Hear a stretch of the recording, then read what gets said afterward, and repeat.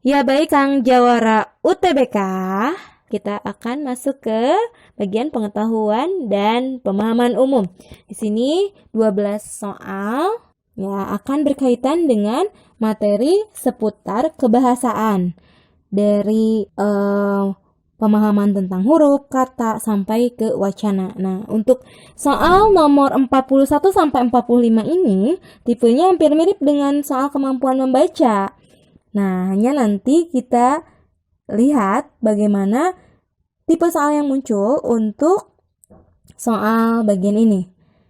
Nah, di soal yang pertama berkaitan dengan penulisan kata.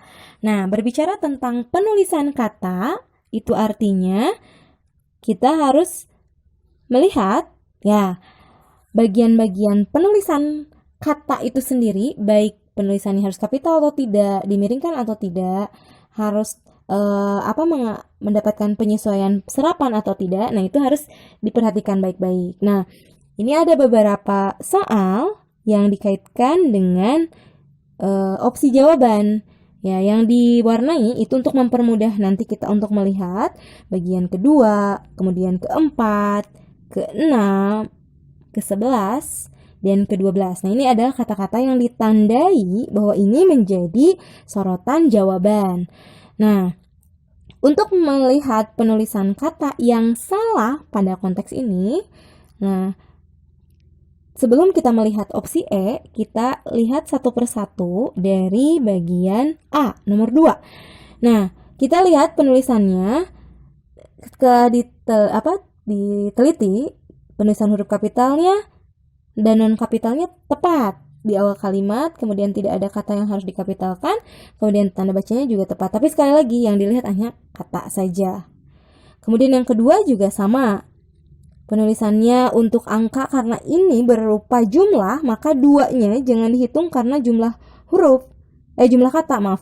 Tapi dilihat karena dia adalah jumlah. Jadi 2 kilo ditulis 2. Kemudian yang berikutnya, nah, penulisan konjungsi tepat. Sama seperti nomor 2, ada penulisan angka juga tepat. Di nomor 11 juga sama. Tidak harus ada yang dikapitalkan, dan 3-4 liter karena dirinci maka harus menggunakan angka. Kenapa? Karena rincian. Berikutnya terakhir yang 12. Kenapa salah?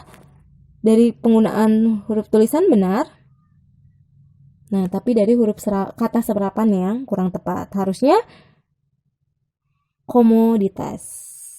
Yang lebih tepatnya di sini komoditi harusnya diubah ya.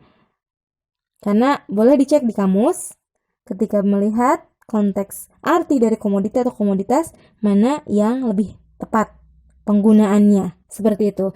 Jadi untuk penulisan kata fokuskan ke penulisan, ke bentuk serapan, ya, dan ke pemakaian apakah perlu dimiringkan atau tidak, seperti itu. Nah, berikutnya adalah gagasan utama kalimat kedua. Nah, ketika berbicara tentang gagasan utama, berarti ini udah spesifik sekali ya. Jadi, silahkan poin pentingnya adalah mencari subjek dan predikat. Yang inti tidak boleh ada perluasan, dan O untuk kalimat transitif jika ada. Dan keterangan abaikan saja karena tidak penting. Nah, jawabannya untuk soal ini, subjeknya adalah biaya operasional dan predikatnya adalah tidak besar. Meskipun memang untuk inti kalimat, kan ini yang ditanya gagasan utama, berarti maknanya harus tetap dipertahankan. Ketika bertanya inti kalimat, terkadang untuk modalitas seperti halnya kata tidak, akan, ingin, atau apapun kata yang berada di kalimat inti biasanya dihilangkan. Tapi ini karena berkaitan dengan gagasan utama, berarti kita harus tetap mempertahankan maknanya. Karena di jawaban ini yang ada biaya operasional hanya di B dan D. Jadi tinggal dilihat aja mana yang memang spesifik jawabannya mengarah ke inti. Ketika B kita lihat masih ada konjungsi, jadi kurang tepat. Di jawaban yang tepat adalah yang ya betul, jawabannya adalah yang D. Jadi untuk soal-soal seperti ini seharusnya ya harus lebih cermat dan teliti lagi, karena yang harus kita butuhkan di soal-soal seperti ini adalah menentukan inti. Dan inti itu yang lebih didahulukan adalah subjek dan predikat. Seperti itu. Ya, berikutnya adalah soal yang berkaitan dengan pernyataan-pernyataan sesuai dengan isi bacaan. Kecuali, ini juga sebenarnya soal yang selalu diulang-ulang. Nah, diperhatikan secara saksama mana yang tidak mengarah ke jawaban. Nah, ini bonus sebenarnya asal kita teliti dan jawaban yang tidak didapatkan atau tidak sesuai dengan konteks dari paragraf tersebut adalah yang B. Karena nelayan beralih mencari lobster karena hasil tangkapannya lebih banyak daripada ikan, itu bertentangan dengan apa yang ada di dalam teks ini. Jadi untuk pertanyaan 5W plus 1H harus dilihat secara saksama dan dahulukan kata-kata yang unik seperti halnya penulisan angka, penulisan huruf kapital atau kata-kata yang sering diulang-ulang seperti halnya kata di sini yang sering diulangi memang lobster. Jadi ya kita lebih dahulukan ke kata unik yang penulisan angka seperti itu. Nah, untuk berikutnya adalah penggunaan kalimat yang tidak efektif dalam kalimat ini. Nah, bisa diperhatikan baik-baik. Untuk yang diwarnai adalah pilihan opsi dari 3, 4, 5, 10, dan 11. Nah, di sini jawaban yang tidak efektif dengan tadi mendahulukan subjek predikat dan kehematan kata. Nah, yang salah di sini adalah kalimat yang A. Kenapa? Untuk kalimat kata A positifnya sudah tepat. Muslimin, koma, nelayan pantai pasir, koma, mengatakan. Nah, itu udah A positif.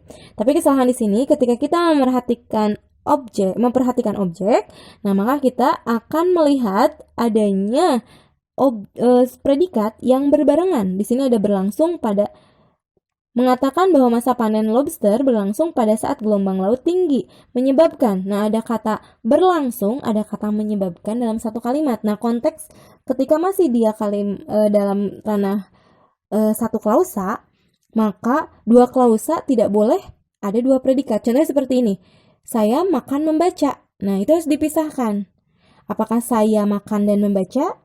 Apakah saya makan sambil membaca, ataukah saya makan titik koma membaca, ataukah yang lainnya. Jadi untuk kesesuaiannya, jadikan salah satunya itu boleh pembatas tanda baca, boleh dijadikan preposisi, atau juga boleh dijadikan klausa bawahan dengan memakaikan konjungsi untuk kalimat bertingkat. Tapi boleh juga dijadikan sebagai kedudukan yang sama ketika menggunakan konjungsi secara setara, maaf. Nah, jadi kalimat ini di objeknya terdiri dari SPK, kemudian ada P lagi, kemudian ada S, ada P lagi. Jadi ini over P, lebih dari predikatnya lebih dan tidak ada pembatas apapun. Seperti halnya rincian.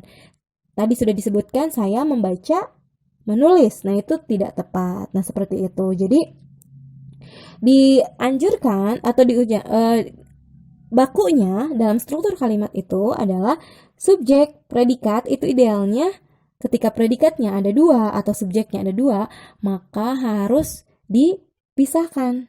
Yang tadi boleh menggunakan konjungsi, boleh menggunakan tanda baca, ataupun boleh disisipi preposisi jika dia menyatakan keterangan dari kalimat tersebut. Seperti itu. Jadi yang lebih tepatnya adalah seperti itu, diubah yang menyebabkannya menjadi sehingga. Jadi jelas bahwa mengatakan bahwa panen lobster berlangsung pada saat gelombang laut tinggi sehingga, jangan menyebabkan, karena menyebabkan itu imbuhannya me kan.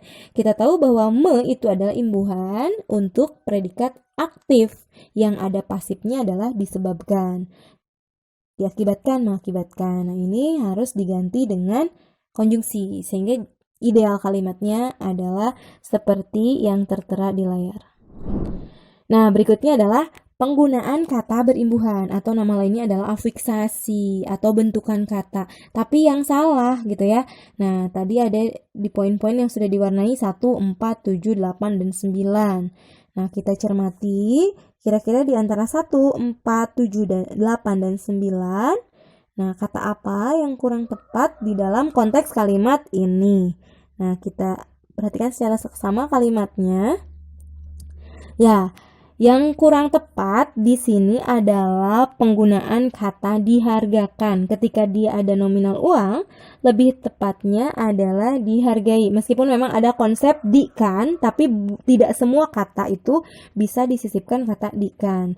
Karena ada dikan itu memang mengarah ke kata kerja, tapi kata kerjanya ada yang memang kata kerja perintah biasa, tapi ada juga kata kerja biasa, dan ada juga kata yang mengarah ke kata kerja untuk melakukan perbuatan ke orang lain. Ya, seperti itu. Untuk orang lain misalkan membaca jadi membacakan, dibacakan itu untuk kegiatan yang jadinya ke orang lain. Nah, supaya kalimatnya tepat, maka lebih tepatnya dihargakan itu diubah menjadi dihargai. Seperti itu. Karena kita memaknai kalimat ini adalah diberi harga. Bukan diberikan harga. Jadi lebih tepatnya adalah jawaban yang kata dihargakan harusnya diubah jadi dihargai. Ini dilihat dari kalimat ke-9. Jadi setiap ada kata dihargakan itu diubah jadi dihargai, seperti itu. Nah, berikutnya adalah kalimat yang menggunakan kata berpolisemi atau polisemi ya.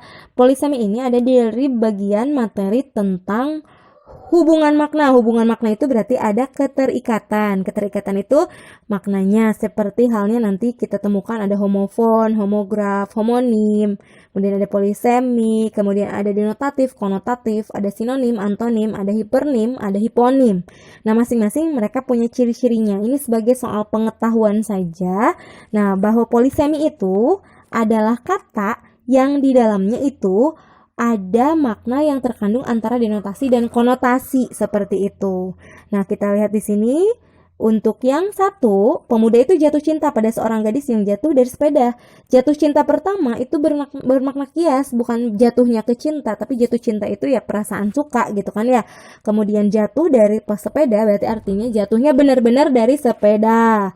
Yang kedua adalah setelah apel pagi kami makan apel. Nah, apel dan apel nulisnya sama, tapi bacanya beda. Sehingga ini lebih ke tepatnya adalah homograf.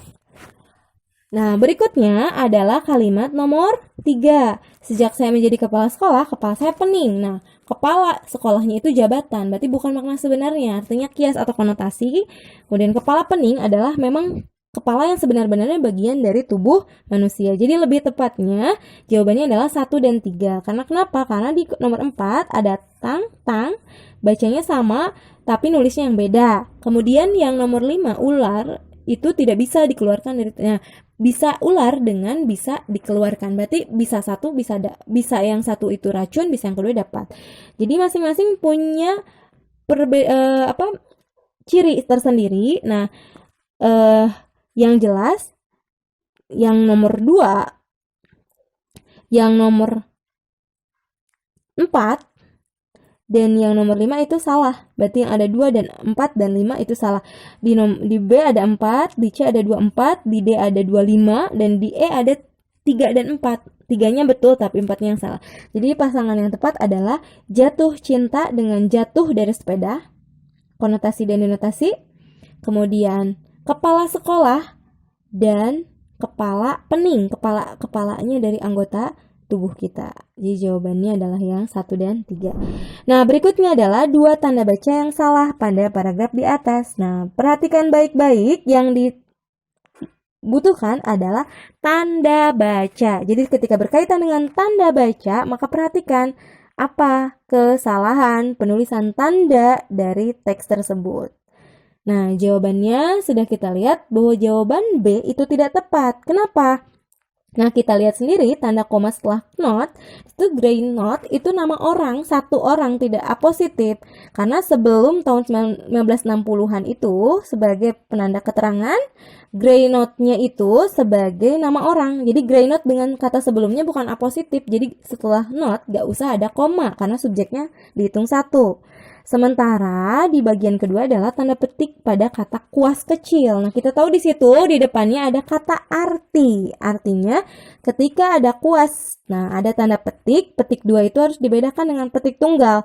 Petik 2 itu selain dari dialog, dia menyatakan julukan atau makna yang bermakna kias. Makna kias itu memang bisa dimiringkan dan bisa juga dipakaikan tanda petik 2. Tapi ketika ada kata arti atau penanda repeat keterangan tambahan, maka ini boleh diubah, diganti, bukan boleh, harus diganti dengan tanda petik tunggal. Jadi jawabannya tanda koma setelah not itu dihilangkan, dan tanda petik pada kuas yang petik 2 itu harus diganti dengan petik 1 atau petik tunggal. Jadi jawabannya untuk nomor ini adalah yang ya betul B. Nah, berikutnya adalah kalimat yang berpola SPO. Nah, kita ketahui bahwa apapun kata di depan itu akan menjadi subjek ketika diikuti oleh predikat. Nah, di antara P ada S dan O, berarti kalimatnya transitif. Berarti kalau kalimat transitif, betul sekali. Cari imbuhan yang dia imbuhannya adalah di atau me, sehingga dia bisa dibolak-balik. Nah, di satu itu ada menemukan, di 2 itu ada berada, di 3 itu ada dekat, di 4 itu memperkirakan. Nah, memang di sini ada O, tapi ditambahkan lagi predikat. Banyak sekali. Jadi SPO tambah P lagi.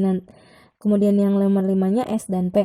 Nah, antara 1 dan 4, kira-kira mana yang lebih tepat? Nah, karena permintaannya hanya SP dan O, berarti kita ikuti ya strukturnya yang tepat adalah yang A.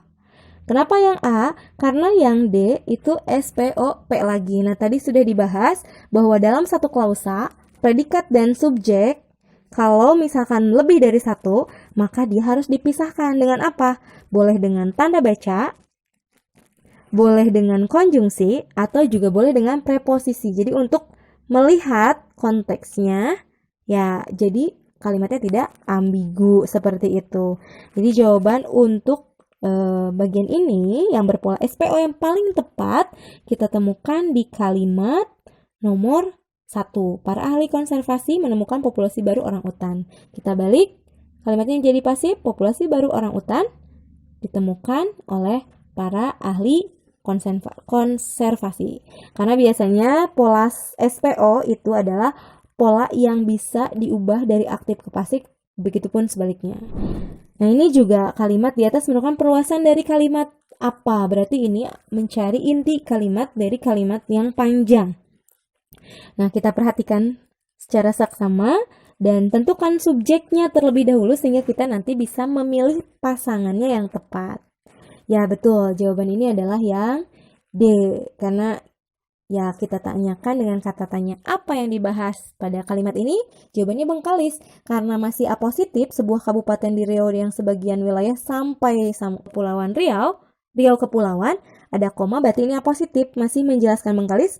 Nah, predikatnya adalah ada kata ternyata memiliki. Nah, ternyata sama memiliki, nah yang ternyata itu modalitas sehingga kata intinya adalah memiliki. Berarti harus ketemu S dan P-nya, Bengkalis dan memiliki. Yang ada kata Bengkalis di opsi ini hanya A sama D.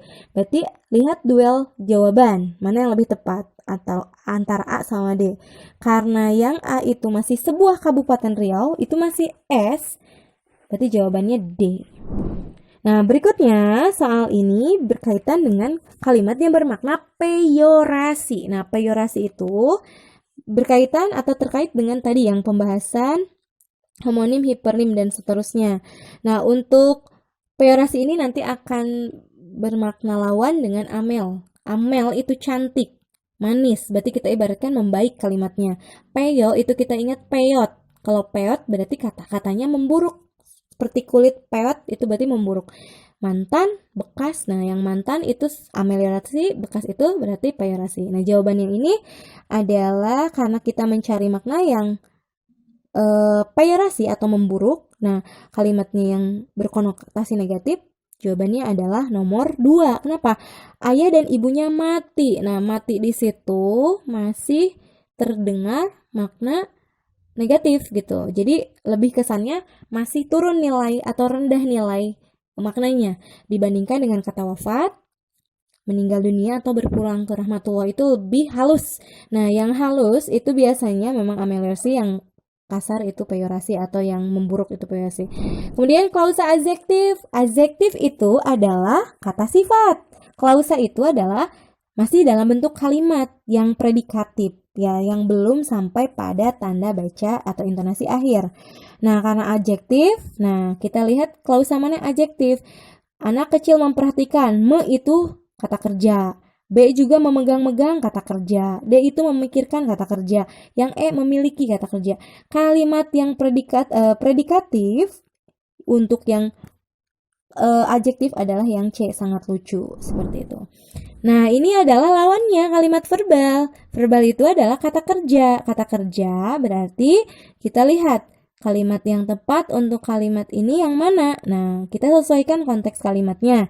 Seperti halnya tadi, kita tahu kata kerja itu imbuhannya adalah bisa kata dasar, imbuhan di, imbuhan me, imbuhan ter, dan imbuhan ber.